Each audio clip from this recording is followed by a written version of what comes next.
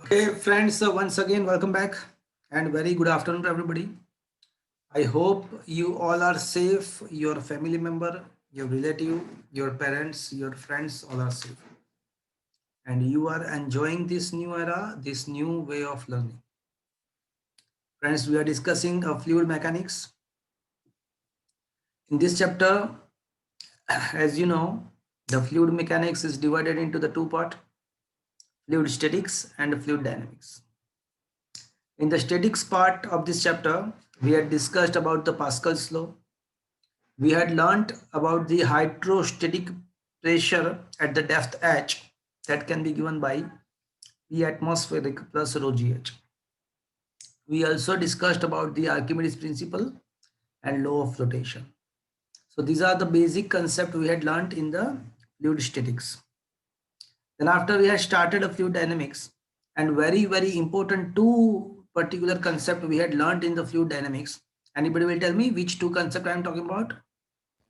Equation of continuity and Bernoulli's. Bernoulli's equation. Very good. Bernoulli's एक equation. था equation of continuity and दूसरा था Bernoulli's equation. Bernoulli's equation. और that two things we had learnt in the fluid dynamics. Last lecture में Dynamics. Bernoulli's equation discuss किया था और उसके बेस पे कुछ उसके एग्जांपल्स भी डिस्कस किए थे. एंड मैंने आपको बताया था कि मैं एक एक्सपेरिमेंट करने वाला हूं बर्नौलीज इक्वेशन के हिसाब से. तो आज मैं सबसे पहले आपको एक एक्सपेरिमेंट करने वाला हूं, दिखाने वाला हूं, और उसके बाद हम आगे बर्नौलीज इक्वेशन के कुछ दूसरे एप्लीकेशंस हम डिस्कस करेंगे. देखो friends, everybody please look at me. मेरे पास एक पेपर है, देखा आपने? Yes, sir. Yes, sir. अगर मैं उसको ऐसे रखूंगा तो बिकॉज ऑफ द ग्रेविटी क्या हो जाएगा, वो कैसा कहाँ पे जाएगा? Nietzsche. Nietzsche. नीचे चला जाएगा. Am I right friends? Yes, sir. Yes, sir. देखो ये नहीं रह रहा, नहीं ऐसा नहीं हो रहा, नीचे चला जाएगा. Is that clear? बट अब मैं क्या करूंगा पता है आपको? आप ये सिंपल सा इंस्ट्रूमेंट आप भी कर सकते हो. अब मैं यहाँ से ब्लो करूंगा ऊपर की साइड से, तो ये जो पेपर है उसके ऊपर के साइड के जो एयर मोलिक्यूल्स है, बिकॉज ऑफ द ब्लो उसका वेलोसिटी वहां पे इंक्रीज होगा. Increase होगा. वेलोसिटी इंक्रीज होगा. बट आपको पता है कि अकॉर्डिंग टू बर्नौलीज इक्वेशन जहां पे वेलोसिटी इंक्रीज होता है वहां पे प्रेशर Decrease. डिक्रीज होता है. डिक्रीज होता है. And fluid is always try to flow from. High pressure to low pressure. अच्छा, तो ये जो पेपर है उसके ऊपर का फ्लूइड जो है, एयर फ्लूइड, उसका वेलोसिटी बढ़ता है, मतलब वहां पे प्रेशर रिड्यूस हो जाएगा. तो नीचे का जो एयर है, उसके नीचे का जो एयर है वो उसको कहाँ पे जाने का टेंडेंसी होगा? ऊपर. अपवर्ड. ऊपर. तो उसके बीच में पाथ में कौन आएगा? पेपर. ग्रेविटी. पेपर. तो पेपर का अब टेंडेंसी क्या हो जाएगा, किस तरफ बैंड होने का टेंडेंसी हो जाएगा? Upward मतलब. ऊपर तरफ. जनरली उसका जो टेंडेंसी है वो कैसा है? देखो, अगर मैं कुछ भी तो टेंडेंसी क्या है? डाउनवर्ड. नीचे तरफ बैंड होने का. पर अब देखना, आप ध्यान से देखना मेरा एक्सपेरिमेंट. अब यहाँ पे मैं विंड को फ्लो कर रहा हूँ.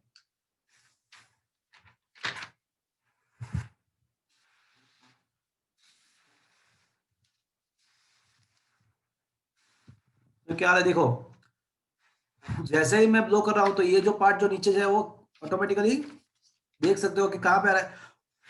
देखो क्या हो रहा है, वो ऊपर की तरफ बैंड होने का ट्राई कर रहा है. देख रहे हैं आप? Yes, sir. Yes sir. देखा? Yes sir. ब्लो करना बंद कर दिया तो नीचे चला गया. Is that clear? तो ये सिंपल सा यस. आप बर्नौलीज एक्सपेरिमेंट आप घर पे भी कर सकते हो. You will feel this. और इसी के बेस पे कुछ और यहाँ पे एग्जांपल्स है जो बर्नौलीज प्रिंसिपल पे काम करते हैं. प्रैक्टिकल लाइफ में भी बहुत सारे एग्जांपल्स है, वो हम देखो. और मैं एक चीज सिंपल सा बताऊं आपको. आपने कभी वो स्प्रेयर देखा है जो, मतलब ये पहले के जमाने में मॉस्किटो को हटाने के लिए एक स्पेशल टाइप का पंप आता था, देखा आपने? तो कुछ पर्टिकुलर केमिकल को स्प्रे करने के लिए वो पंप आता है, देखा कभी आपने वो मॉस्किटोज को Yes, sir. देखा कभी? No, sir. इस टाइप का अगर मैं फिगर अगर मैं ड्रॉ करूंगा तो आपको शायद पता चल जाएगा।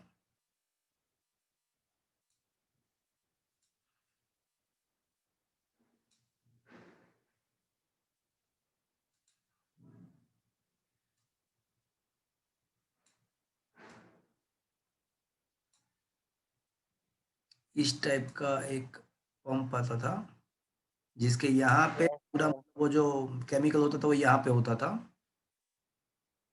और फिर क्या था कि पिस्टन यहाँ पे रख के इसको यहाँ से प्रेस करना होता था। इस टाइप का पंप आता था, देखा कभी आपने?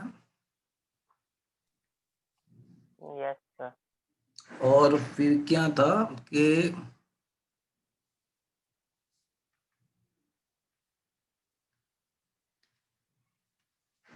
कि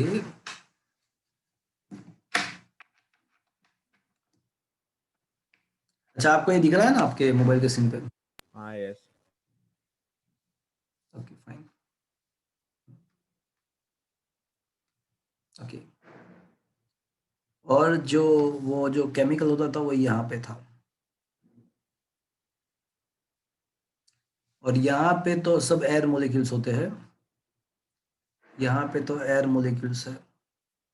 तो जैसे ही आप यहाँ पे स्प्रे करोगे, इसको पिस्टन को आप प्रेस करोगे ना, तो क्या होगा, आप जैसे ही यहाँ से पिस्टन को प्रेस करोगे तो यहाँ से एयर बाहर निकलेगी, बट यहाँ पे क्रॉस सेक्शन आगे के साइड क्रॉस सेक्शन कम है, तो इसका मतलब क्या होगा, वहाँ पे velocity according to the equation of continuity according Increase होगी. इंक्रीज होगी। तो अगर आपका क्रॉस सेक्शन कम हो रहा है तो ऑब्वियसली उसका वेलोसिटी वहाँ पे इंक्रीज होगा, बट सेम सेम हाइट है, तो Bernoulli's equation tells us that p plus half rho v square is equals to constant, same height, h वाला टर्म्स कैंसिल हो जाएगा सेम हाइट पे से। तो अगर वेलोसिटी इंक्रीज करना है तो इसका एडिशन तो कांस्टेंट रखना है, बट अगर ये टर्म इंक्रीज हो रही है और एडिशन को कांस्टेंट रखना है तो आपका प्रेशर क्या होगा, डिक्रीज Increase. तो मतलब यहाँ पे ये वाला जो रीजन है, होगा। ये वाला जो रीजन है वहां पे प्रेशर डिक्रीज होगा, यस और नो? Yes sir. तो पहले क्या होगा कि स्टार्टिंग में तो कुछ एयर बाहर निकलेगी, स्टार्टिंग में तो कुछ एयर बाहर निकलेगी, बट जैसे ही एयर बाहर निकलेगी तो यहाँ पे प्रेशर रिड्यूस हो जाएगा। तो as compare to this pressure, as compare to the pressure here, this P will be less than the P dash. तो ये जो नीचे जो केमिकल है उसको क्या, उसका टेंडेंसी अब क्या होगा, it will tend to flow from high pressure, high pressure to low pressure तो यहाँ पे ऊपर की साइड लो प्रेशर क्रिएट हुआ है, तो अभी ऑटोमेटिकली ये जो केमिकल है उसको कहाँ पे जाने का इच्छा होगा, टेंडेंसी होगा ऊपर की साइड। तो पहले है ना, पहले केस में स्लाइटली क्या होगा कि एयर बाहर निकलेगा, फिर एयर के साथ और क्या बाहर निकलेगा, केमिकल केमिकल बाहर निकलेगा, लिक्विड। ये लिक्विड भी बाहर निकलेगा। Is that clear friends? So now you understood how it work. Yes आप जब फ्रेंड्स आप ये जब स्प्रेयर है, जो फ्रेगमेंट्स आप जो बॉडी स्प्रे यूज करते हो, या फिर ये जो क्या बोलते हैं इसको, क्या बोलते हैं उसको, ये फ्रेगमेंट्स के लिए, तो वो जो स्प्रेयर है ना वहाँ पे भी यही प्रिंसिपल होता है कि आगे ऊपर की साइड एक छोटा सा, बहुत ही छोटा सा हॉल होता है। तो जब आप प्रेस करते हो तो एक्चुअल में आपने पिस्टन को प्रेस किया, तो जैसे ही आप स्लाइटली प्रेस करोगे तो बहुत माइनर टाइम के लिए एयर बाहर निकलेगा, फिर एयर के साथ साथ आपका फ्रेगमेंट्स जो है ना वो भी फिर भी बाहर निकलेगा। सर वो पेस्ट कंट्रोल वाले वो आते हैं वो हाँ वो भी ऐसा ही, पेस्ट कंट्रोल में भी इसी टाइप का इंस्ट्रूमेंट यूज करते हैं। सही बात है, is that clear? Yes sir yes sir. तो जितने भी स्प्रेयर है ना वो बर्नौलीज इक्वेशन पे ही, बर्नौलीज प्रिंसिपल पे ही काम करते हैं। Is that understood now? Is it understood? Yes sir yes yes sir. So friends, these are the examples, practical example of the Bernoulli's equation, not only in the sprayer, but in the case of our vehicle also. Our vehicle consists of carburetors. आपको पता होगा कि हमारे vehicle में carburettor होता है, और carburettor के अंदर इस टाइप का वेंचुरी चैनल होता है, तो उसमें भी इसी यहाँ देखो, आपको पता है कि व्हीकल क्यों चलता है, तो बोले वो जो उसके अंदर जो फ्यूल होता है, तो फ्यूल का कंबशन होता है, तो फ्यूल का कंबशन होने के द्वारा वहां पे जो गैस क्रिएट होता है, तो उसके द्वारा पूरा अंदर का सिस्टम चालू होता है। तो पूरा सिस्टम मतलब वहां पे क्या होता है कि इंजन के अंदर पिस्टन सिलेंडर का सिस्टम होता है, तो वो गैस के द्वारा वो पिस्टन ऊपर नीचे होता है, so that the whole vehicle can run. तो फ्रेंड्स, जरूरी ये है कि हमारे जो फ्यूल है, जो पेट्रोल डीजल वटेवर, तो फ्यूल का कंबशन होना चाहिए। और वो फ्यूल का कंबशन ऐसे ही नहीं हो सकता, उसको एयर के साथ मिक्स होके उसका कंबशन हो सकता है। जब फ्यूल को हवा मिलेगी ना, तो ही उसका कंबशन हो पाएगा। तो मतलब क्या होगा कि वेंचुरी चैनल में भी इसी टाइप का सिचुएशन होता है कि वहां पे क्या होता है कि इसी हिसाब से एयर एंड फ्लूइड का मिक्सिंग होता है, उसके बाद उसका कंबशन होता है। तो सो दैट व्हीकल मतलब वो पूरा व्हीकल का डिजाइन आप पढ़ोगे तो समझ में आएगा। बट द थिंग इज, आपको अभी इतना समझना है कि कार्बोरेटर के अंदर भी इसी टाइप का कोई सिचुएशन होता है कि जिसके अंदर फ्यूल का एयर के साथ मिक्स होकर कंबशन पॉसिबल हो सकता है। Is it clear? Yes, sir. Yes, sir. Apart from that, by the help in the basis of the Bernoulli's equation, venturimeter is designed, and by the help of the venturimeter, we are able to measure the velocity of the fluid came from any pipeline. कोई भी pipe में से fluid जो है ना, वो कितने velocity से बाहर निकलता है, उसके हम मेजरमेंट कर सकते हैं by the application, by the use of venturi meter. तो अभी जो नेक्स्ट टॉपिक हमारा है वो 4 मार्क का इंपॉर्टेंट क्वेश्चन है, how will you decide the velocity of the fluid by the help of the venturi metre. अब वेंचुरी मीटर कैसे काम करता है उसके बारे में हम डिस्कशन करने वाले हैं। ओके फ्रेंड्स, तो let's, Yes, sir. so I think at the last we had discussed up to the question number, yup question number 28 तक हमने डिस्कस कर लिया, नहीं क्वेश्चन नंबर 28 तक हमने डिस्कस कर लिया था। Question number 29, what is venturi meter, explain its construction and working. तो वेंचुरी मीटर कैसे काम करता है वो आपको समझाना है। तो देखो, venturi meter is a device to measure the flow speed of incompressible fluid. कोई भी इनकम्प्रेसिबल फ्लूइड का स्पीड मेजर करने के लिए ये डिवाइस यूज होता है। तो question is that how it works, how is it possible. तो फ्रेंड्स, बहुत ही एक अच्छा क्वेश्चन हम डिस्कस करने वाले हैं। फ्रेंड्स, कभी आपने सोचा कि हम जब पेट्रोल फिल कराने जाते हैं, तो आपने अभी वो डिजिटल आपने मीटर्स देखे होंगे, जैसे 100 रुपीज का पेट्रोल आप डालते हो तो ऑटोमेटिकली एग्जैक्टली 100 रुपीज का ही वो ऑटोमेटिकली वहां यस सर। होगा। तो Yes, sir.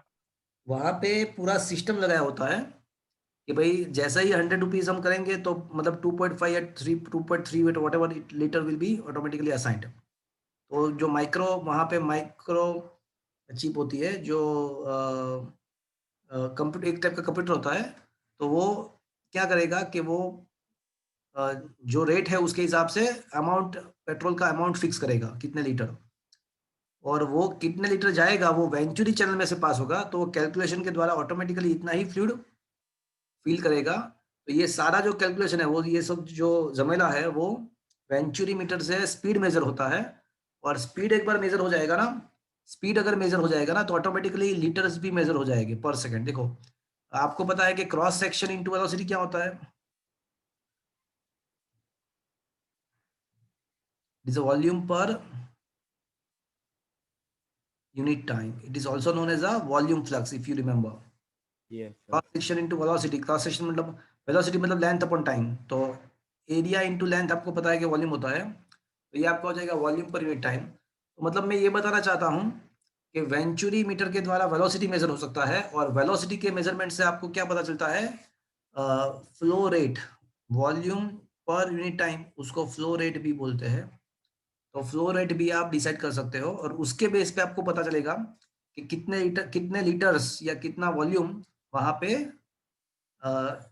जाएगा। देखो, देखो यहाँ पे फाइंड लास्ट में है ना, देखो एक V1 का इक्वेशन लिखा हुआ है। तो अब एक बार अगर V1 आप फाइंड कर सकते, स्पीड अगर आपका मिल जाएगा, तो वॉल्यूम फ्लक्स और रेट ऑफ द फ्लो भी आपको मिल सकता है। तो उसके लिए आपको क्या करना है, वेलोसिटी इनटू एरिया करना है। तो एक अगर ये वॉल्यूम फ्लक्स मिल जाएगा तो उसके द्वारा कितने लीटर्स बाहर निकलेगा वो भी आपको पता चल जाएगा कितने टाइम के अंदर। Is it clear friends? Yes sir. ये वेंचुरी मीटर का यूज हमारे पेट्रोल पंप में भी होता है, तो उसके द्वारा स्पीड मेजर होता है और स्पीड के द्वारा कितना लीटर कितना वॉल्यूम पेट्रोल निकलता है वो भी मेजरमेंट हो जाता है वहां पे। तो अब ये इंस्ट्रूमेंट कैसे काम करता है वो हम डिस्कस करेंगे। फ्रेंड्स, आपके मोबाइल के स्क्रीन पे आपको एक फिगर दिख रहा होगा जिसके अंदर एक यूट्यूब होगा। यूट्यूब का मतलब वो मोबाइल में आता है वो यूट्यूब की बात नहीं कर रहा हूँ, यू शेप्ड ट्यूब की बात कर रहा हूँ। Okay. Yes sir. Yes, sir. देखो ये हमारा जो पूरा सिस्टम है उसको वेंचुरी मीटर बोलते हैं। This one is a hole in structure is called a venturi meter. और इसके अंदर ये जो यूट्यूब का जो शेप होता है ना उसको मैनोमीटर बोलते हैं। क्या बोलते हैं भैया? मैनोमीटर। नैनोमीटर। अब मान लो कि ये पाइपलाइन है जिसमें से फ्लूइड कितने रेट से बाहर निकल रहा है वो आपको मेजर करना है। मान लो कि ये जो है ना that is the pipeline from which the fluid is coming and उसका वेलोसिटी मुझे निकालना है। यहाँ से जो फ्लूइड बाहर निकलने वाला है उसका वेलोसिटी, ये पाइप में से फ्लूइड बाहर निकल रहा है उसका वेलोसिटी मुझे निकालना है। तो उसके लिए आपको क्या करना है पता है? उसके लिए आपको सिंपल हमारा जो वेंचुरी मीटर है ना उसके ब्रॉडर एंड के साथ ये पाइप को कनेक्ट कर देना है। Just do this thing. तो ब्रॉडर एंड के साथ ये पाइप को जस्ट कनेक्ट कर देना है। और वेंचुरी मीटर ऐसा डिजाइन किया होता है कि ये जो ब्रॉडर एंड है ना वो एडजस्टेबल होता है, उसका क्रॉस सेक्शन एरिया ऑटोमेटिकली ये पाइप के क्रॉस सेक्शन के एरिया के साथ एडजस्ट हो जाएगा। ऐसा फ्लेक्सिबिलिटी वहां पे डिजाइन करते टाइम देखा होता है। तो अब मैंने क्या कर दिया, जो पाइपलाइन में से फ्लूइड आ रहा है तो उसको मैंने किसके साथ कनेक्ट कर दिया? वेंचुरी मीटर के साथ कनेक्ट कर दिया। अब वेंचुरी मीटर में क्या होता है, एक ब्रॉडर एंड होता है एक नैरोवर एंड होता है। वापस से वो जो जितना वॉल्यूम जितना क्रॉस सेक्शन पहले था वही क्रॉस सेक्शन वापस आ जाएगा और फ्लूइड यहाँ से बाहर निकलेगा। बट उस यहाँ से फ्लूइड बाहर तो निकलेगा बट उसके द्वारा ये फ्लूइड वेंचुरी मीटर में से जाएगा और वेंचुरी मीटर में से बाहर निकल जाएगा। बट इन बिटवीन दैट उसका वेलोसिटी मेजर हो जाएगा। अब क्वेश्चन इज दैट कैसे? मैंने ये बताया कि भाई ये पाइपलाइन में से फ्लूइड जाएगा वेंचुरी मीटर में और वेंचुरी मीटर से वापस भी बाहर आ जाएगा, बट इन बिटवीन दैट उसका मेजरमेंट हो जाएगा। The question is that how is it possible? चलो क्वेश्चन आपको समझ में आया पहले? Yes sir. Yes sir. Yes, sir. Measurement मतलब करना क्या है वो आपको समझ में आया? Yes, sir. Yes sir. होता क्या है वो समझते हैं। तो मान लो कि ये जो पॉइंट है उसको मैं पॉइंट 1 बोल देता हूं, assuming that this is the point 1 and this is a point 2, assuming that point 1 पे मान लो कि वेलोसिटी v1 है और उसी को तो मुझे ये v1 को ही तो मुझे फाइंड करना है। मेजर करना है, राइट? बिकॉज जो पाइपलाइन में से जो फ्लूइड निकलेगा वो v1 वेलोसिटी से ही निकलने वाला है। Is that clear? Yes sir. Yes, sir. तो उसका क्रॉस सेक्शन एरिया ए है, स्मॉल ए, कैपिटल ए है। दूसरा जो नैरोवर एंड है उसका क्रॉस सेक्शन स्मॉल ए है और वहां पे वेलोसिटी v2 है। तो मैंने जब इतना बोला तो आपके दिल में से कुछ आवाज आएगी, कोई बताएगा मुझे क्या आवाज आई?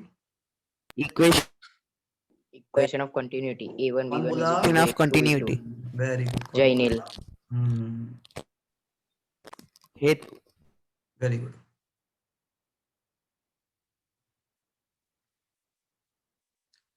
सो इक्वेशन ऑफ कंटिन्यूटी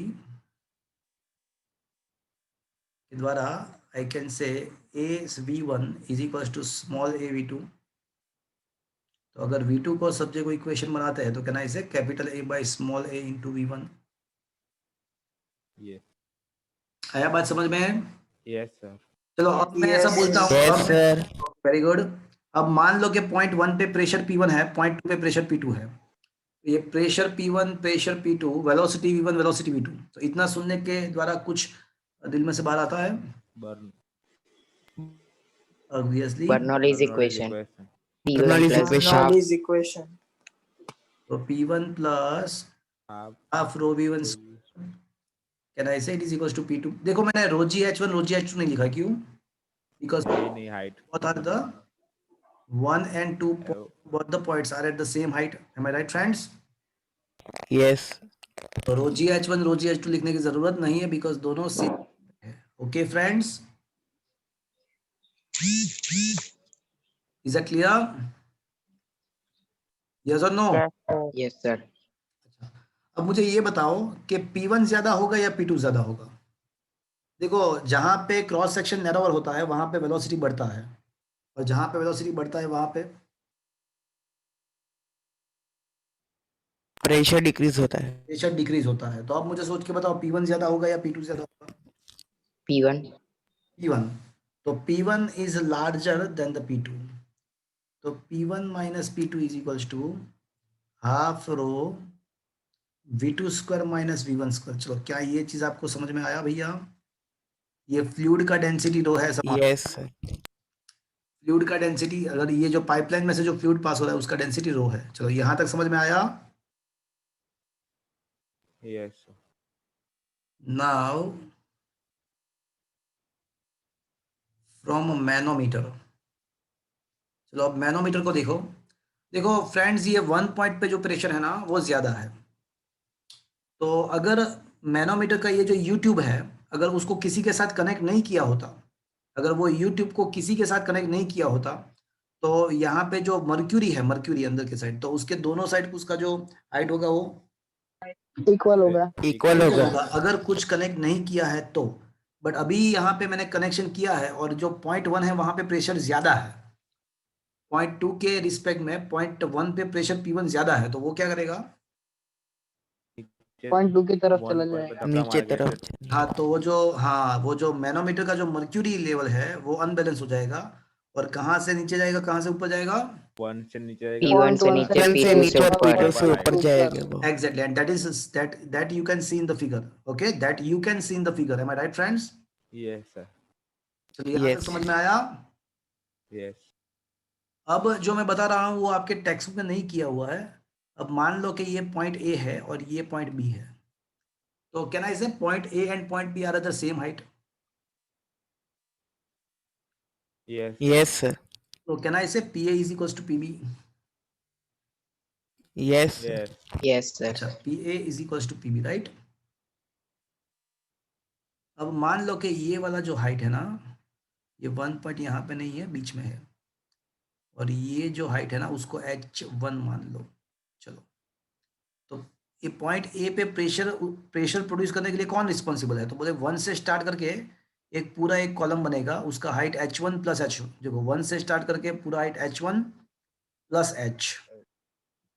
तो P at the point A is equals to P1 plus, P1 तो है ही, plus rho G, can I say H1 plus H.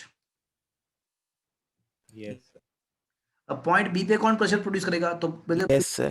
बोले पॉइंट बी पे कौन प्रेशर प्रोड्यूस करेगा? तो स्टार्ट H1 से, तो P2 से स्टार्ट करेंगे. P2 प्लस H1 का प्रेशर प्लस ये H का pressure. So pressure at the point B will be equals to P2 plus rho G H1 plus rho mercury GH, because दूसरा जो mercury है ना वो H कॉलम पे मर्क्यूरी भरा पड़ा है. H1 में तो रो है, H1 में तो रो ही है हमारा जो लिक्विड जो है वही, बट H जो H है, ये वाला H, उसमें कौन भरा पड़ा है? मर्क्यूरी तो वहां पे उसके द्वारा प्रेशर हो जाएगा रो मर्क्यूरी. Mercury. तो पॉइंट बी पे रिजल्टेंट प्रेशर कितना आएगा? तो बोले P2 है, P2 तो है ही, प्लस H1 के लिए जो प्रेशर होगा वो, प्लस H के लिए जो है वो, तो तीनों का एडिशन करना पड़ेगा. Is it clear friends? Yes sir थोड़ा सिंप्लीफाई करेंगे. P1 plus rho G H1 plus rho G H is equal to P2 plus rho G H1 plus rho mercury GH. अब ये रो G H1 है ना, उसको cancel कर देंगे because दोनों सेम ही है. तो अभी मुझे बताओ कि P1 माइनस P2 क्या रहेगा? तो बोले rho mercury GH minus rho GH. तो क्या ऐसे rho mercury minus rho into GH. Yes, sir. अभी जो रो मर्क्यूरी होता है ना वो रो के रिस्पेक्ट में बहुत ज्यादा होता है. मर्क्यूरी का जो डेंसिटी है ना वो जनरली दूसरे फ्लूइड से बहुत ही ज्यादा होता है. तो we can neglect the, in this situation we can neglect the density of the other fluid. इसको मैं है ना रो एम जी एच ही लिख सकता हूँ, neglecting the row,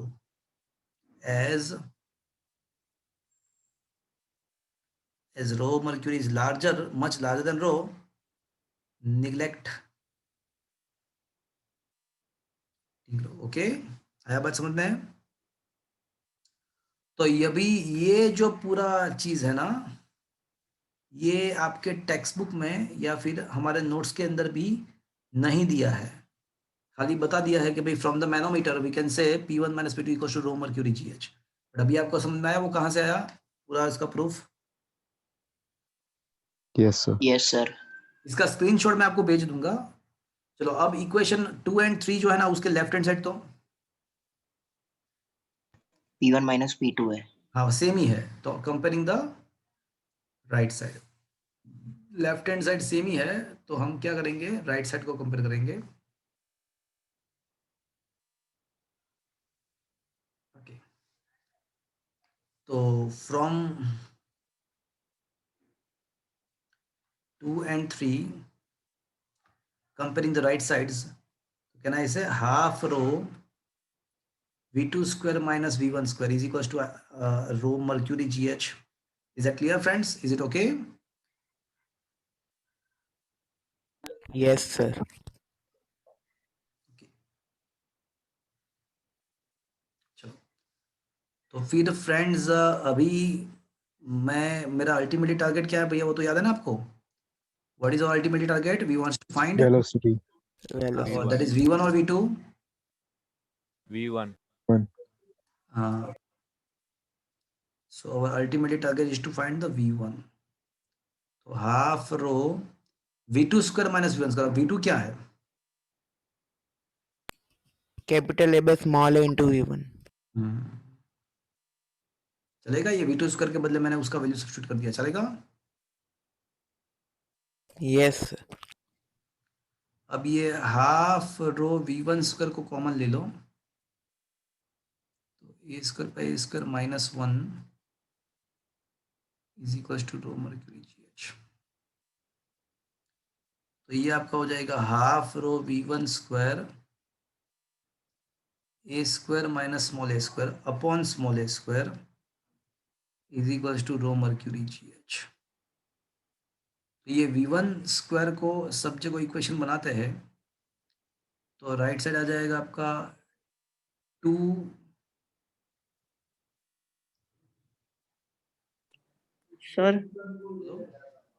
sir from 2 3 ये अपनी इक्वेशन का उधर से पता नहीं चला।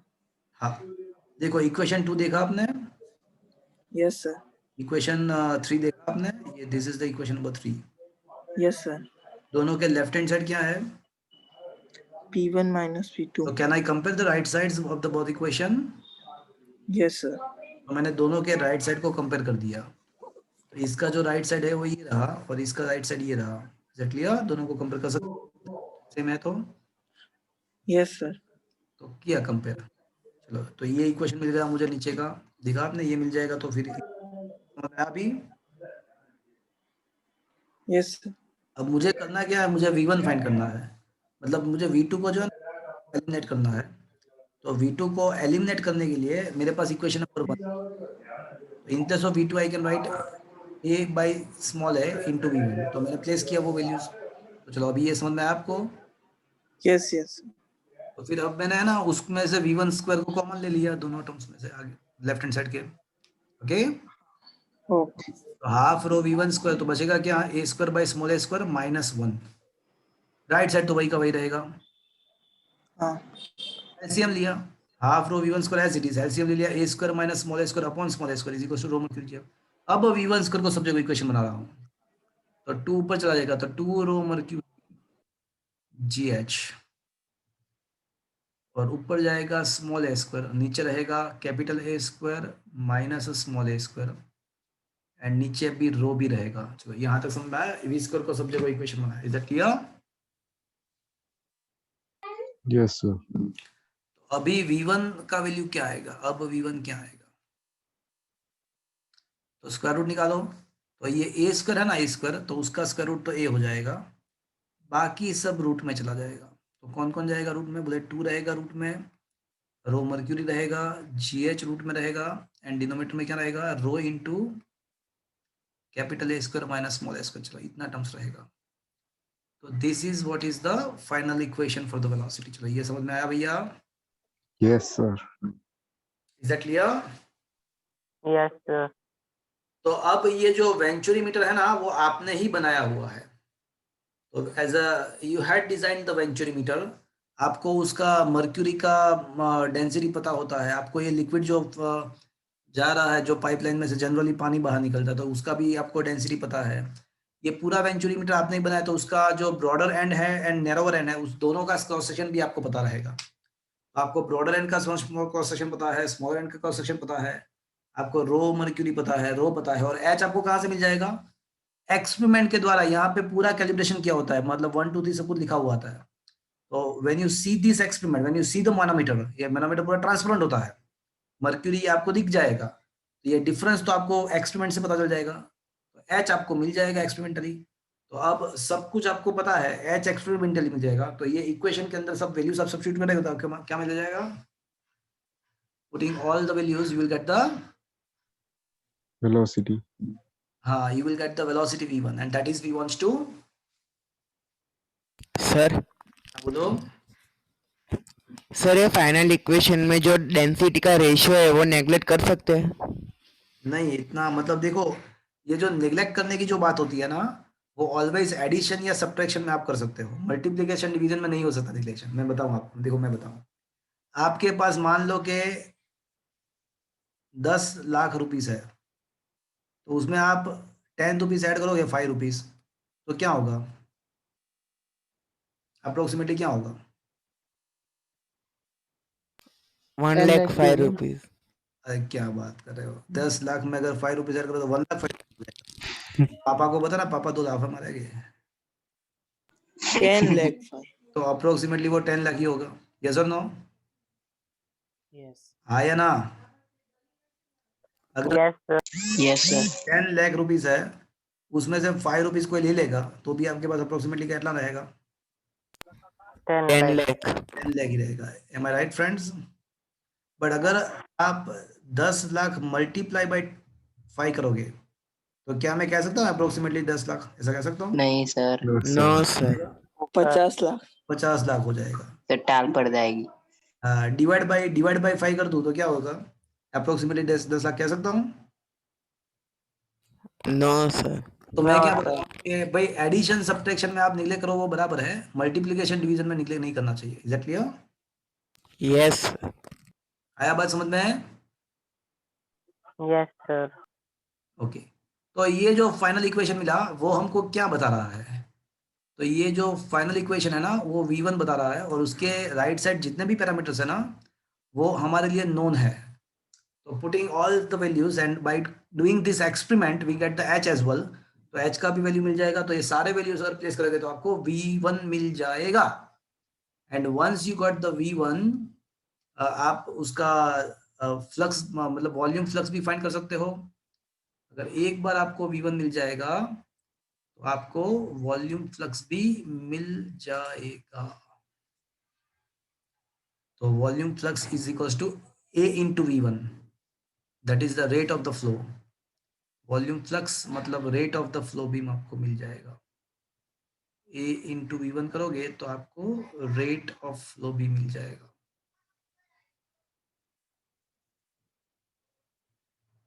आया बात समझ में friends? Yes, sir. So this is the method by which we are able to measure the velocity of the fluid coming out from the any pipeline, and we also able to get the rate of the flow. Is that clear friends? Yes, sir. Yes, sir. तो friends ये 4 marks में पूछ सकेगा ऐसा question है। तो इसमें करना क्या है, पहले इक्वेशन ऑफ कंटिन्यूटी अप्लाई करो, फिर आप equation of Bernoulli equation apply करो, फिर मैनोमीटर के कैलकुलेशंस करो, और फिर सब कुछ कंपेयर कर दो, दैट शीट। ओके, तो ये क्वेश्चन आपको as a learn by heart करना है। चलो, ये आपका वेंचुरी मीटर कैसे काम करता है, पहले कंटिन्यूटी इक्वेशन है, फिर बर्नौलीज इक्वेशन है, बट फिर ये जो है ना बाय मैनोमीटर प्रेशर डिफरेंस, ये कहाँ से आया, इक्वेशन नंबर 3 कहाँ से आया, वो एक्सप्लेन नहीं किया गया है, तो वो मैंने आपको उसके स्टेप्स मैंने आपको बताए और फिर फाइनली ये इक्वेशन डिराइव किया। Is that clear friends? आया बात समझ में? उसके बाद यस सर। ओके, उसके बाद सर हाँ बोलो। सर इसमें मतलब नोट्स में जो इक्वेशन है उसमें रूट के बाद ए नहीं है, वो उसमें हाँ सही बात है आपका, एक रह गया है लास्ट इक्वेशन में थोड़ा मिस, देखो उसके सेकंड लास्ट इक्वेशन तो बराबर है, देखो ये स्क्वायर यहाँ पे तो ए स्क्वायर है, बट यहाँ पे ये ए लिखना रह गया है बाहर की साइड। आपकी बात एकदम प्रॉपर है, ये लास्ट इक्वेशन में ये ए लिखना रह गया है, प्रिंट करना रहेगा। Is that clear? यहाँ पे इंटू ए कर दो, सेकंड लास्ट स्टेप में है, देखो ए स्क्वायर। ओके ओके ओके तो लास्ट इक्वेशन मिस्टेक है फ्रेंड्स, उसमें ए लिखना रह गया है, ये मल्टीप्लाई बाय ए लिखना रह गया है, तो ए लिख दो। ओके स्मॉल ए। चलो क्वेश्चन नंबर 30 पे आओ। क्वेश्चन नंबर 30 का डिस्कशन मैंने ऑलरेडी कर दिया है। कार्बोरेटर के अंदर वेंचुरी चैनल या स्प्रे पंप कैसे काम करता है, स्प्रे पंप कैसे काम करता है वो ऑलरेडी हमने डिस्कस कर लिया है। तो देखो ये स्प्रे पंप में जब आप पिस्टन को प्रेस करोगे तो पहले तो थोड़ा एयर बाहर निकलेगा, बट फिर उसके बाद एयर के साथ क्या बाहर निकलेगा साथ में, लिक्विड। केमिकल। वो आपका लिक्विड भी साथ में बाहर निकलेगा। तो ये कैसे काम करता है वो मैंने स्टार्टिंग में ही आपको सिखा दिया था। Is it clear friends? तो ये जस्ट आपके नॉलेज के लिए है, अंडरस्टैंडिंग के लिए। सिंपल स्टेप ऐसा है कि जहां पे क्रॉस सेक्शन कम होता है वहां पे वेलोसिटी इंक्रीज होता है, नंबर 1। नंबर 2, जहां पे वेलोसिटी इंक्रीज होता है वहां पे प्रेशर डिक्रीज होता है, तो वहां पे लो प्रेशर क्रिएट होता है। तो अब कोई भी फ्लूइड का टेंडेंसी क्या होता है कि लो प्रेशर तक जाने का टेंडेंसी होता है, high pressure to low pressure. तो नीचे का जो लिक्विड है वो लो प्रेशर जहां पे क्रिएट है वहां पे जाएगा, तो पहले वो एयर बाहर निकल रहा है तो उसके साथ साथ में अभी वो लिक्विड भी बाहर निकलेगा। Is it clear? Yes sir. तो ये कार्बोरेटर के अंदर वेंचुरी चैनल कैसे काम करता है या स्प्रे पंप कैसे काम करता है उसके बारे में ऑलरेडी हमने डिस्कशन कर दिया है फ्रेंड्स। अब मैं आपको बताऊं कि आपको हार्ट अटैक कैसे आने वाला है। तो अभी मैं आपको ये बताने वाला हूं कि आपको अटैक कैसे आने वाला है, हार्ट अटैक कैसे आएगा। बताओ ना कि ना बताओ? सर नेग्लेक्ट नहीं कर सकते? किसको, हार्ट अटैक को? हाँ, किसको निग्लेक्ट करना है? निग्लेक्ट कर सकते हो, तो उसके लिए मैं जो बताऊंगा उसको ध्यान से सुनना, तो आपका हार्ट अटैक भी निग्लेक्ट हो जाएगा। तो अब देखो क्या होता है कि आप बाहर का जंक फूड खाते हो, तो जैसे चीज है, जैसे पिज्जा है, ब्रेड के मतलब ये ब्रेड के आइटम्स है, तो उसमें क्या रहता है, कोलेस्ट्रॉल रहता है, उसमें कोलेस्ट्रॉल रहता है। तो जब आप वो जंक फूड खाते हो तो क्या होता है कि उसके द्वारा आपके बॉडी में कोलेस्ट्रॉल डेवलप होता है। तो ये आपका वेन है या आर्टरी ऐसा मान लो, तो ये कोलेस्ट्रॉल के द्वारा क्या होता है कि आपका जो वेन है ना वहाँ पे कहीं कहीं पे प्लाक, ये कोलेस्ट्रॉल के द्वारा यहाँ पे कहीं कहीं पे प्लाक जमा होता है, एक्यूमुलेट होता है। तो सोचो कि ये जहाँ से ब्लड फ्लो होना है, जहाँ से ब्लड फ्लो होना है, तो वहाँ पे कई जगह पे ऐसा आएगा कि जहाँ पे आपका वेन का, आपके आर्टरी का क्रॉस सेक्शन कम हो जाएगा। कम हो जाएगा, तो ये आर्टरी का नैरो हो जाएगा। कम हो जाएगा। Is that clear? तो सोचो अगर क्रॉस सेक्शन कम है तो वहां पे क्या होगा, आपका ये वेलोसिटी इंक्रीज होगा। इंक्रीज इंक्रीज होगा, होगा। तो वहां पे वेलोसिटी इंक्रीज होगा, तो वहां पे प्रेशर डिक्रीज होगा। डिक्रीज डिक्रीज होगा। होगा। तो यहाँ पे Decrease एक automatically artificially low pressure create होगा। तो अभी यहाँ पे जो हार्ट काम कर रहा है तो उसको क्या करना पड़ेगा, यहाँ पे लो प्रेशर क्रिएट हुआ, तो अभी ये जो तो ज्यादा प्रेशर लगाना पड़ेगा। हाँ, तो ब्लड को है ना यहाँ से पास करने के लिए ज्यादा प्रेशर लगाना पड़ेगा, because blood is try to flow from high pressure to low pressure. Low pressure. हाँ, तो यहाँ पे ब्लड का जो फ्लो है ना वो बढ़ जाएगा, बिकॉज लो प्रेशर क्रिएट होने के द्वारा fluid try to rush up to the low pressure, तो वहां पे blood is going to be rush for the low pressure, तो वहां पे ज्यादा आपको हार्ट को थोड़ा ज्यादा पंपिंग करना पड़ेगा बिकॉज उसको ज्यादा फ्लूइड को वहां पे भेजना है।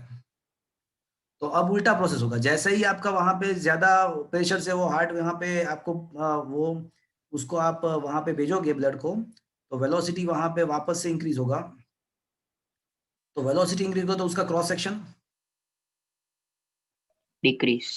तो वो ऑटोमेटिकली क्या होगा, वो जैसे ही ये प्रोसेस कीप्स ऑन रिपीटिंग, तो उसका ये जो वेन है जहां पे प्लाक जमा हुआ है, तो उसका क्रॉस सेक्शन ज्यादा जैसे वो ज्यादा फ्लो करने का ट्राई करेगा आपका ब्लड, तो वैसे वैसे वहां पे ज्यादा कंप्रेशन होगा, क्रॉस सेक्शन ज्यादा डिक्रीज होने का ट्राई करेगा।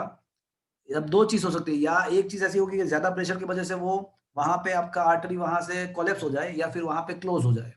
In both the cases you will get the heart attack. Is it clear? Yes sir. Yes sir. Yes sir. अब आप किसी ने पूछा कि सर इसको निग्लेक्ट नहीं कर सकते, तो कर सकते हैं। तो उसको निग्लेक्ट करने के लिए क्या करना पड़ेगा आपको? जंक फूड नहीं खाना पड़ेगा।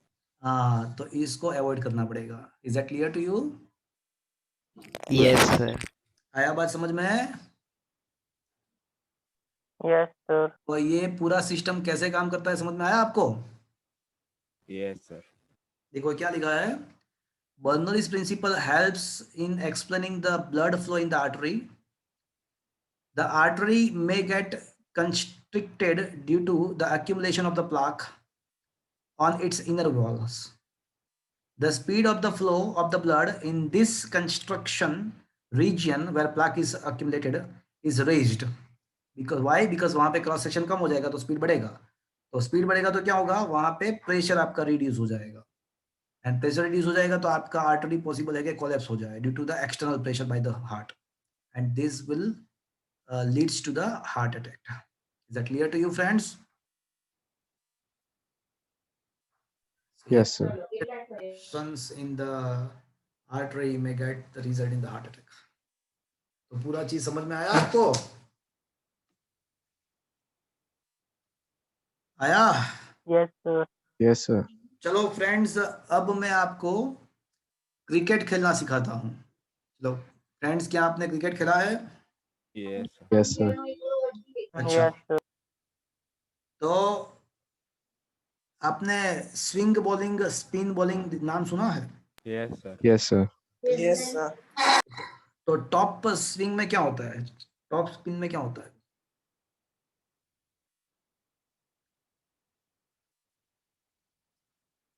तो बॉल, सर शायद वो टप्पी पड़ के स्पीड में आता है, शायद ऐसा। हाँ, बॉल टप्पा खाने के बाद उसका हाइट जितना होना चाहिए उससे थोड़ा ज्यादा ज्यादा रहता है, और कभी कभी हवा में बॉल घूमता है, बॉल स्विंग होता है, उसका जो ट्रेजेक्टरी होता है, होना चाहिए जो ट्रेजेक्टरी, वो उससे थोड़ा उसका ट्रेजेक्टरी थोड़ा चेंज हो जाता है। भुवनेश्वर कुमार का बॉलिंग देखा आपने? यस सर, पर वो तो स्विंग करता है सर। हाँ, वो स्विंग भी वही है। तो उसका क्या रीजन है, ऐसा क्यों होता है? तो उसका रीजन यहाँ पे है, डायनेमिक लिफ्ट के अंदर है। तो फ्रेंड्स, अब ये स्विंग बॉलिंग या स्पिन बॉलिंग कैसे होती है वो मैं आपको सिखाता हूँ। तो फ्रेंड्स, इसका मतलब ऐसा हुआ कि अगर क्रिकेट खेलना है तो क्रिकेट खेलना है तो खेलने का, बट उसके पहले क्या करने का? फिजिक्स पढ़ने। फिजिक्स पढ़ने का। Is that friends? Yes. Yes, sir. Yes sir. So now we are going to discuss the concept of the dynamic lift. तो अब डायनेमिक लिफ्ट को समझने से पहले स्टैटिक लिफ्ट याद कर लेते हैं। तो static lift that is the Archimedes principal, कि भाई that is the buoyant force, कि भाई कोई लिक्विड पड़ा है और उसके अंदर अगर आप कोई सॉलिड ऑब्जेक्ट को डालते हो तो लिक्विड के द्वारा सॉलिड के ऑब्जेक्ट के ऊपर की तरफ एक फोर्स लगेगा। That force, upward force, is known as a static lift. उसको स्टैटिक लिफ्ट बोलते हैं, that is called the static lift. But friends, वो सब कुछ स्टेशनरी था, बट यहाँ पे हम फ्लूइड डायनामिक्स पढ़ रहे हैं, and more precisely now I should say we are discussing aerodynamics. अब एयर के साथ डिस्कशन करने वाले हैं, एयर मोलिक्यूल्स के साथ डिस्कशन करने वाले हैं, एरोडायनामिक्स। तो फ्रेंड्स, अब कुछ मोशन है, ऑब्जेक्ट मोशन में है तो भी उसके ऊपर एक ऊपर की तरफ फोर्स लगेगा, कैसा लगेगा मैं बताता हूँ आपको, उसको डायनेमिक लिफ्ट बोलते हैं। तो when some special kind of objects are passing, moving from the fluid like a air fluid, so it will experience at the time of motion, it will experience some upward force. This kind of upward force is known as a dynamic lift. So how is it possible? तो वो मैं अभी आपको समझाता हूँ। चलो, मैंने ball को है ना सीधा फेंका है, ये सारे एयर, ये स्ट्रीम लाइन आपको दिख रही है ना, ये जो स्ट्रीम लाइन आपको दिख रही है ना, वो बॉल के आजू बाजू के एयर का स्ट्रीम लाइन है। किसका है? एयर। Air. तो ये जो है ना, ये सब एयर स्ट्रीम लाइन है। और बॉल को मैंने सीधा फेंका है, मतलब मैंने उसको घुमाया नहीं है, सीधा फेंक दिया है। बुमराह सीधा फेंक दिया है, उस घुमाया नहीं है। बट आपने कभी वो भुवनेश्वर कुमार की बॉलिंग देखी? Yes sir. यस आज सर, आपने ध्यान से देखा होगा तो वो लास्ट में क्या करता है? At a time, हाथ घुमा देता है। थोड़ा उसका रिस्ट जो है ना, उसको थोड़ा ऐसे घुमा के फेंकता है। ये सब नो। Yes sir. और वो जो बॉल जाता है, उसको स्लो मोशन में देखा आपने, रिप्ले में? हाँ सर। वो पूरा घूमता घूमता जाता है, देखा आपने? हाँ सर, बॉल गोल गोल घूमता है हवा में। हाँ, वो बॉल गोल गोल घूम के जाता है। तो मान लो कि मैंने इस हिसाब से बॉल को फेंका है, अब मैंने बॉल को घुमा के फेंका हुआ है, स्विंग करके फेंका हुआ है। तो अब क्या होगा? तो फर्क क्या पड़ेगा? तो फर्क ये पड़ेगा, यहाँ पे थोड़ा फिगर गलत है, फिगर थोड़ा गलत है। यहाँ पे ये जो स्ट्रीम लाइन होनी चाहिए ना, वो ऐसे होनी चाहिए। ये एयर के मोलिक्यूल्स के स्ट्रीम लाइन्स है।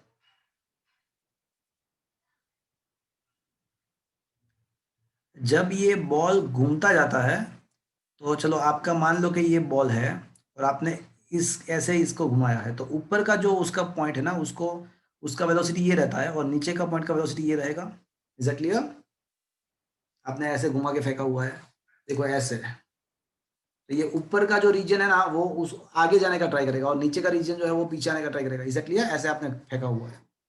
यस और नो? यस। तो अब क्या होगा कि आपके बॉल के साथ जो एयर मोलिक्यूल्स कांटेक्ट में होंगे, वो भी क्या करेंगे, बॉल के स्पीड के, बॉल का जो ऊपर का रीजन है ना, उसका वेलोसिटी ऐसे है, नीचे का रीजन का वेलोसिटी इस डायरेक्शन में है। वैसे वो घूम रहा है, बट अगर टेंजेंशियल वेलोसिटी देखें तो ऐसे होगा। तो ऊपर का जो एयर फ्लो हो रहा है, उसको कुछ ज्यादा वेलोसिटी मिलेगा, बिकॉज हमारा जो बॉल है ना, वो उसको ड्रैग करेगा, वो ऊपर के एयर को ड्रैग करेगा, और उसी जिस डायरेक्शन में विंड फ्लो हो रही है, उसी डायरेक्शन में ड्रैग हो रहा है।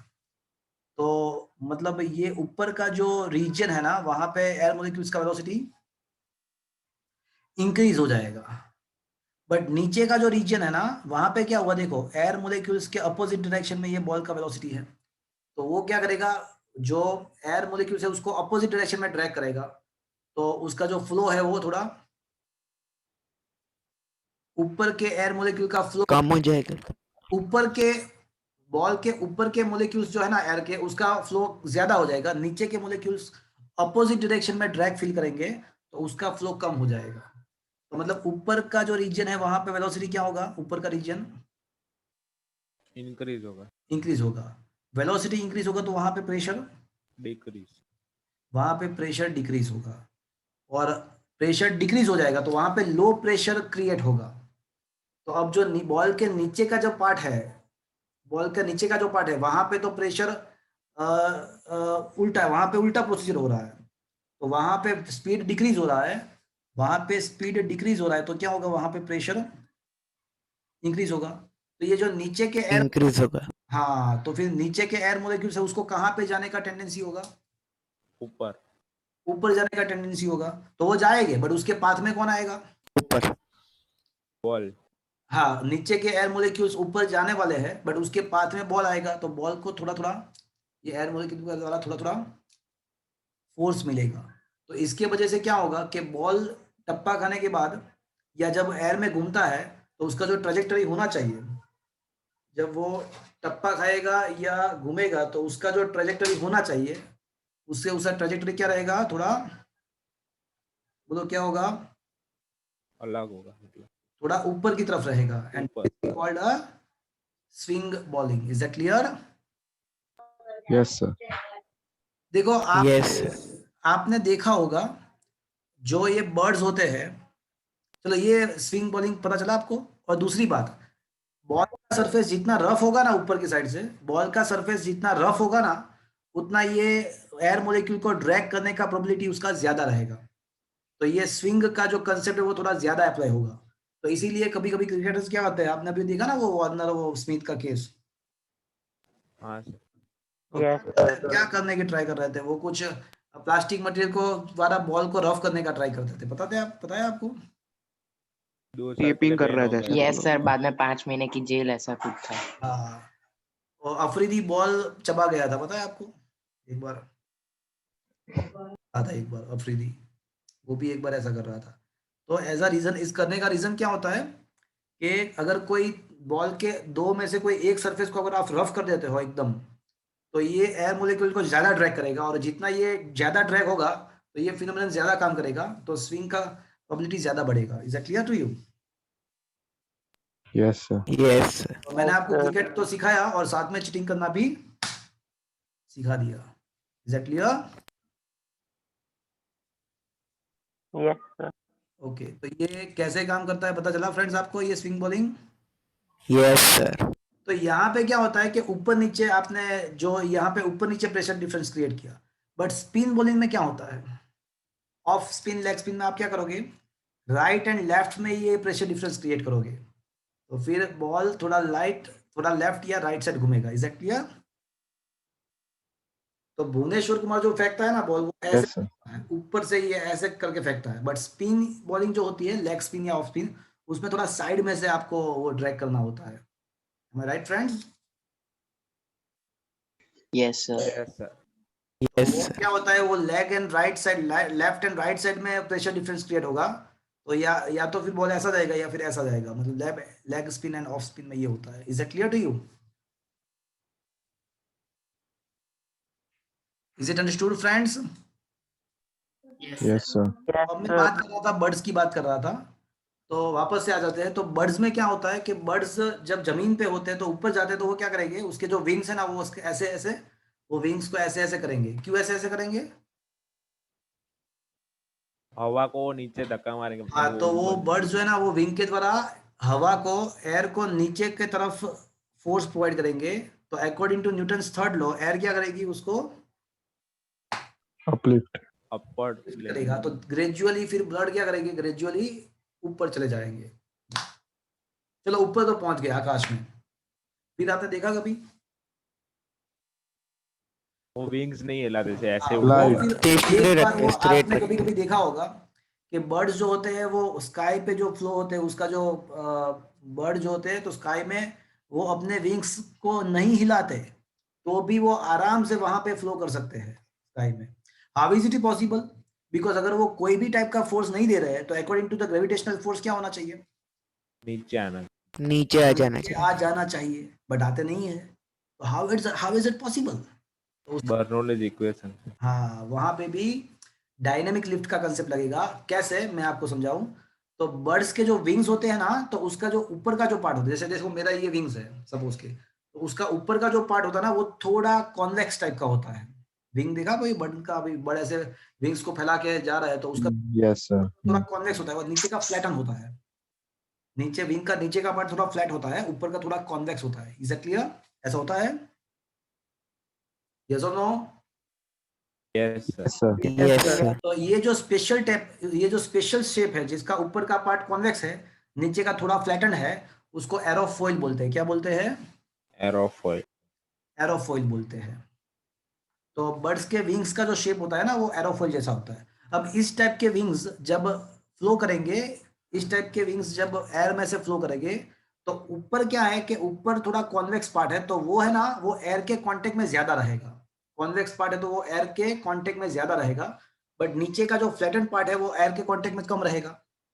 तो ऊपर का जो एयर है वो ज्यादा एयर ड्रैग होगा, वो एरोफॉइल के साथ ज्यादा ड्रैग होगा, बट नीचे का जो एयर है वो ज्यादा ड्रैग नहीं हो पाएगा, बिकॉज वो तो उसके कांटेक्ट में कम है। Is that clear friends? Yes sir. तो ऊपर का जो एयर है वो ज्यादा, यस सर। उसका स्पीड ज्यादा होगा। बढ़ेगा, नीचे के एयर का स्पीड नहीं बढ़ेगा। तो अब क्या होगा, जहां पे स्पीड बढ़ा ऊपर की साइड, वहां पे प्रेशर कम कम हो डिक्रीज गया, तो प्रेशर कम हो गया तो उसका जो- मतलब क्या हुआ, नीचे का अब एयर कहाँ पे जाने का ट्राई करेगा, ऊपर की मतलब वो ऊपर बड़ा ऊपर के साइड। और वो ऊपर की तरफ जाने का ट्राई करेगा। बीच में एरोफॉइल है, बीच में विंग्स है, बीच में बर्ड्स है, तो बर्ड्स को थोड़ा ऊपर की तरफ फोर्स लगाएगा, तो that is called the dynamic lift. और इसी बर्ड के स्ट्रक्चर में से ही हमने इंस्टीट्यूशन लेके हमने एरोप्लेन के विंग्स को डिजाइन किया हुआ है। अब आप जब एयरपोर्ट जाते हो, जब एरोप्लेन में बैठते हो, तो देखना ध्यान से उसके विंग्स को देखना, ऊपर का थोड़ा जो पार्ट होता है ना, वो थोड़ा उन लोगों ने थोड़ा कॉन्वेक्स करके रखा होता है, और नीचे का जो पार्ट होता है ना, वो फ्लैट करके रखा होता है। Is that clear? और एरोप्लेन का खुद का भी डिजाइन थोड़ा ऐसा ही होता है। देखो आप, एरोप्लेन का भी ऊपर का पूरा जो उसका डिजाइन होता है, वो भी not only the wings, but उसका ऊपर का जो रीजन होता है वो थोड़ा कॉन्वेक्स होता है। Yes sir. तो इसके द्वारा क्या होगा कि एरोप्लेन ऊपर एक बार आकाश में चला जाएगा, तो उसके लिए उसको आकाश में फ्लोट करने के लिए, स्काई में फ्लोट करने के लिए हमको कुछ ज्यादा एनर्जी वेस्ट करने की जरूरत नहीं पड़ेगी। नहीं इज दैट क्लियर फ्रेंड्स? तो how it works understood friend? Yes sir. तो फ्रेंड्स, फिजिक्स ऐसा सब्जेक्ट है, यस फिजिक्स ही ऐसा सब्जेक्ट है कि आप उसको अगर समझते हो उसके फंडामेंटल को, तो उसको जीवन के बहुत सारे पहलू के साथ कोरिलेट कर सकते हो। बहुत सारे आपके क्वेश्चंस जो होते हैं उसको आप आंसर्स यहाँ पे मिल सकते हैं। केमिस्ट्री, मैथ्स, बायोलॉजी में नहीं ऐसा होता है। फिजिक्स के कंसेप्ट अगर आप डाइजेस्ट करते हो तो जीवन में ये जो सब्जेक्ट है ना, ऐसा कोई सब्जेक्ट नहीं है। बट उसके लिए ज़रूरी है कि आपको अच्छे से समझना है फिजिक्स को, उसके कंसेप्ट को समझना है, और उसके एप्लीकेशन को समझना है। Physics is the most beautiful subject. जीवन में हर एक जगह पे उसका एप्लीकेशन, जैसे आप सिंपल मैं बोलता हूँ और आप सुनते हो, तो ये जो एक सिंपल सा प्रोसेस है उसमें भी बहुत सारा फिजिक्स कनेक्टेड है। कैसे ये आवाज़ निकली, एयर में से कैसे वो प्रोपोगेट हुई, आपके कान में क्या हुआ, वो सभी फिजिक्स के द्वारा ही आपको समझ में आएगा।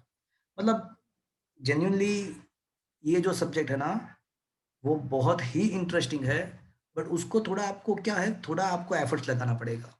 ऐसा नहीं है कि चलो बायोलॉजी में तो क्या होता है, चलो पढ़ते हैं समझ में आ गया, मतलब आपके मम्मी पापा भी अगर एक बार पढ़ेंगे बायोलॉजी का कोई पेज, तो उसको भी समझ में आ जाएगा, कोई भी पढ़ेगा तो समझ में आ जाएगा क्या लिखा है। बट फिजिक्स ऐसा नहीं है, उसको थोड़ा आपको प्रेशर आपको देना पड़ेगा, आपको माइंड को थोड़ा टाइम देना पड़ेगा। तो ये सब्जेक्ट में जो मजा है ऐसा किसी में नहीं है, बट थोड़ा टाइम देना, उसको थोड़ा इंटरेस्ट से पढ़ना, मजा आएगा। तो फ्रेंड्स, ये एरोफॉइल कैसे काम करता है समझ में आया आपको? Yes, sir. यस अब एक पूरा नया टॉपिक है विस्कोसिटी वाला, और उसके 4-5 क्वेश्चन एक साथ है, वो मैं नेक्स्ट टाइम लूंगा। बट आज कुछ न्यूमेरिकल्स हम डिस्कस करेंगे, अभी कुछ न्यूमेरिकल्स हम डिस्कस करने वाले हैं। Viscous force and viscosity, laminar flows is a very beautiful topic. Terminal velocity भी यहाँ पे है, तो ये इंपॉर्टेंट भी है टर्मिनल वेलोसिटी। वो सब अब हम सैटरडे के लेक्चर में डिस्कस करेंगे। एक आध दो न्यूमेरिकल्स हम आज डिस्कस करने वाले हैं।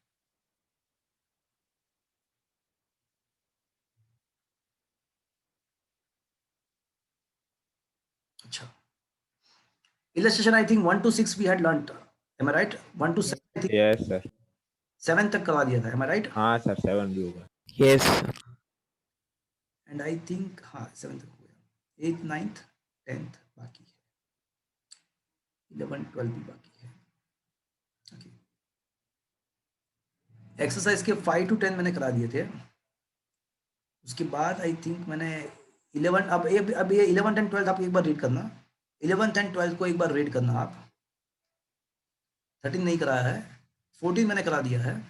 चलो 15th पे आ जाओ, क्वेश्चन नंबर 15 देखो। Are you able to see the question number 15? Yes. अच्छा, क्वेश्चन ये है कि amongst the two figure which is not correct, कौन सा गलत है? Figure A and B refers to the steady flow of a non-viscous liquid. Which of the two figure is incorrect and why? चलो, एक simple सा question है, कौन सा गलत है?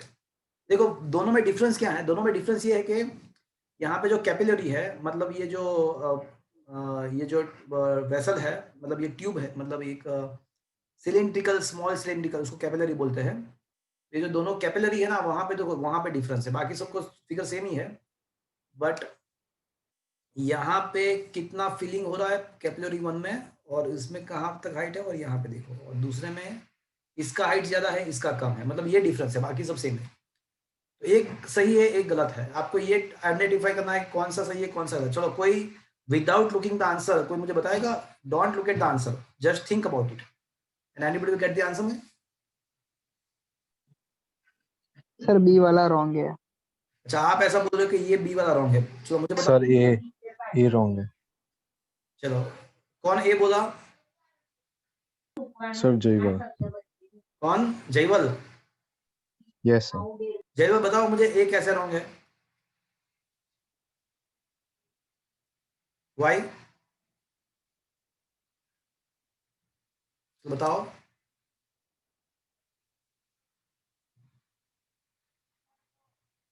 Sir left hand side area greater है सर। देखो ऐसा है कि अगर ये दोनों के अगर साइड देखो तो यहाँ पे आप देख सकते हो कि लेफ्ट हैंड साइड में क्या है भैया, एरिया ज्यादा है। तो अगर लेफ्ट हैंड साइड में अगर एरिया ज्यादा है तो वहां पे फ्लूइड का वेलोसिटी क्या होगा? कम रहेगा। ज्यादा। रहेगा तो वहां पे प्रेशर अकॉर्डिंग टू बर्नौलीज कम। प्रेशर, हाँ कम। वेलोसिटी कम, ज्यादा। ज्यादा। Pressure will be larger. तो इसका मतलब ऐसा हुआ कि यहाँ पे अगर प्रेशर P1 है, यहाँ पे P2 है, तो मुझे बताओ P1 ज्यादा होगा या P2 ज्यादा होगा? P1 will be larger than P2, am I right friends? तो जहां पे प्रेशर ज्यादा है तो वो ज्यादा फ्लूइड को ऊपर की तरफ भेजेगा।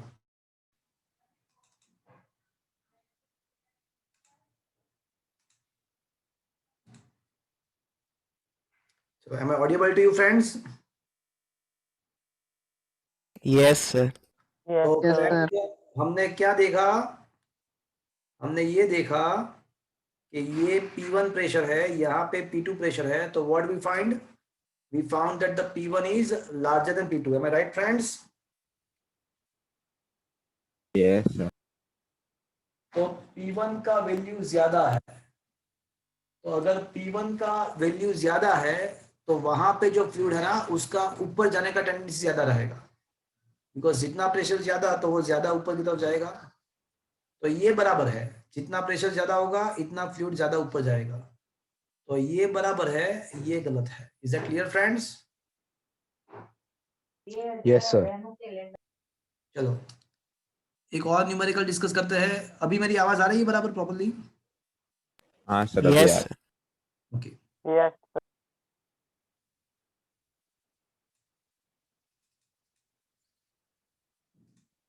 ओके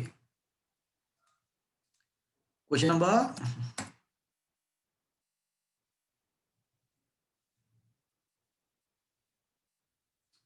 क्वेश्चन नंबर 16 पे आ जाओ। देखो क्या लिखा है 16 क्वेश्चन में, a cylindrical tube of a spray pump has a cross section of 8 centimeters square. One end of which has a 40 fine holes, each of diameter 1 millimeter square. If the liquid flow inside the tube is 1.5 meter per minute, then what should be the speed of injection of the liquid through the holes? अब question क्या है वो मैं आपको बताता हूँ कि भाई इस टाइप का एक सिलेंडर है और उसका जो दूसरा वाला एंड है वहां पे बहुत सारे होल्स हैं। वो गार्डनर नहीं पानी को निकाल, वो गार्डनर स्प्रे करता है ना, इस टाइप का सिस्टम। Yes sir. वो आगे से फिंगर आगे बहुत सारे, एक मतलब लेफ्ट हैंड साइड जो है ना एक ही क्रॉस सेक्शन है और आगे यहाँ पे 40 होल्स हैं। तो इसका अगर एरिया में A1 बोलता हूं तो इसका A2 इज इक्वल टू क्या होना चाहिए भैया? 40 टाइम्स पे यार। 40 टाइम। तो ये पता चला आपको friends? Yes sir. Yes sir. ये दूसरा वाला एरिया 40 टाइम्स क्यों लिखा मैंने, पता चला आपको? Yes. Is it understood? Yes, sir. Okay तो फ्रेंड्स अभी मैं क्या करूंगा, चलो मुझे V1 तो मुझे पता है, अंदर का ट्यूब के अंदर का वेलोसिटी तो मुझे पता है, और मुझे यहाँ पे अलग अलग होल्स में से कितने वेलोसिटी से बाहर निकल रहा है फ्लूइड, वो मुझे फाइंड करना है। चलो इतना देख के तो आपको पता चल ही गया होगा कि क्या करना चाहिए। तो क्या करूँ अभी? Equation of continuity. एग्जैक्टली। तो A1 V1 is equals to A2 V2। Is that clear? तो आपका जो A1 है ना वो 40 सेंटीमीटर स्क्वायर को मैं मीटर स्क्वायर में A1 8 है आपका। A1 जो है ना वो 8 है, सेंटीमीटर स्क्वायर को मीटर स्क्वायर में कन्वर्ट करने के लिए 10⁻⁴। वेलोसिटी 1.5 मीटर पर सेकंड में मुझे कन्वर्ट करना है, तो मिनट का मतलब 60 सेकंड्स। ओके चलो A2 क्या लिखूं? 40 time pi r square and V2 मुझे फाइंड करना है। अब R का वैल्यू कितना होगा? तो बोले डायमीटर से हाफ। डायमीटर 1 मिलीमीटर है, उसका हाफ मतलब 0.5 मिलीमीटर। तो मीटर मिलीमीटर को मीटर में कन्वर्ट करते हैं तो 5 इंटू 10⁻⁻1 10⁻³ 10⁻⁴ मीटर। तो अभी आप है ना एक काम करो, इसको सिंप्लीफाई करो। पाई आर का मतलब 5 का स्क्वायर 25, 10⁻⁴ का स्क्वायर 10⁻⁸ इंटू V2।